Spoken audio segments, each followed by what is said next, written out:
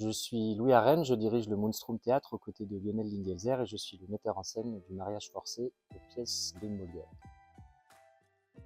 Notre spécificité au sein de la compagnie, c'est un travail sur des pièces, soit des pièces existantes, soit des œuvres originales, des pièces qui s'emparent de grands thèmes qui sous-tendent les angoisses humaines, et aussi un travail assez poussé sur l'esthétique, sur les costumes, la scénographie et plus particulièrement sur les masques. Le masque permet de se connecter à une théâtralité supérieure, on va dire. Ça demande un engagement dans le jeu inhabituel, extraordinaire. Quand on est face à un personnage masqué, à un acteur, une actrice masquée, on est face à une sorte de figure totémique qui représente toute notre humanité et parfois notre inhumanité aussi. C'est un objet qui nous permet de travailler à la fois sur le comique, à la fois sur le tragique. Alors, le mariage forcé de Molière nous met en présence de Sganarelle, qui est vraiment un vieux type, un peu en fin de course, avare, libidineux, enfin vraiment qui représente un peu l'archétype de tous les personnages qu'on aime détester chez Molière, et qui s'est mis en tête de se marier. Évidemment, il a décidé de se marier à une très jeune fille, et en la rencontrant, il va se rendre compte que c'est pas du tout la jeune fille soumise qu'il espérait, qu'il imaginait.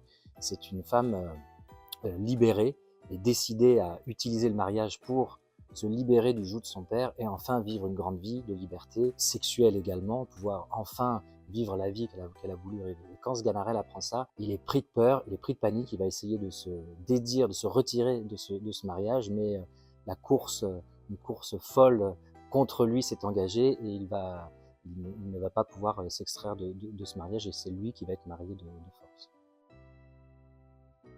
La pièce, elle est fascinante dans un premier temps parce qu'elle est extrêmement drôle et très très efficace. C'est une pièce on pourrait dire à sketch. Elle dure 1 heure. Chaque scénette est extrêmement efficace, très très drôle, incisive, violente et cruelle. Mais en même temps, cette pièce m'a saisi parce qu'elle s'emparait de thèmes. On a créé cette pièce dans l'après-MeToo, et tout d'un coup, cette pièce résonnait d'une manière extraordinaire. On découvre un Molière féministe avant l'heure qui s'amuse terriblement à écraser, à détruire la figure du patriarcat que représente Sganarelle, en imaginant cet inversement de situation, ce retournement. C'est plus la jeune mariée, mais c'est bien le vieux barbon dégueulasse qui va se retrouver marié de force. Et il y a voilà une sorte d'entreprise d'essorage du patriarcat comme ça qui est absolument réjouissante et très très drôle. En fait, la conception des masques, là pour le coup, c'est un travail plastique, quoi, à la base de sculpture. Et comme on peut le voir sur ces masques, c'est pas des masques, contrairement aux masques de la Commedia, qui sont des masques très expressifs. Au contraire, moi, ce que j'essaye de faire, en créant les masques, c'est d'effacer l'expression et de faire du visage une surface de projection, presque un masque neutre, qui permettent à l'imaginaire du spectateur de se projeter et d'être actif. Donc voilà, c'est des masques qui sont, quand on les voit comme ça, pas portés, ils sont pas très intéressants.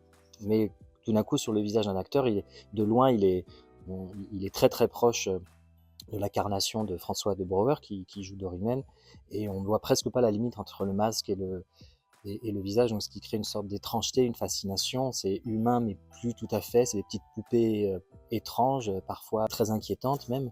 Et voilà, je m'évertue juste à créer cette sorte d'expression de sidération, cet effroi un peu métaphysique que chaque personnage éprouve face voilà, aux situations qu'il traverse.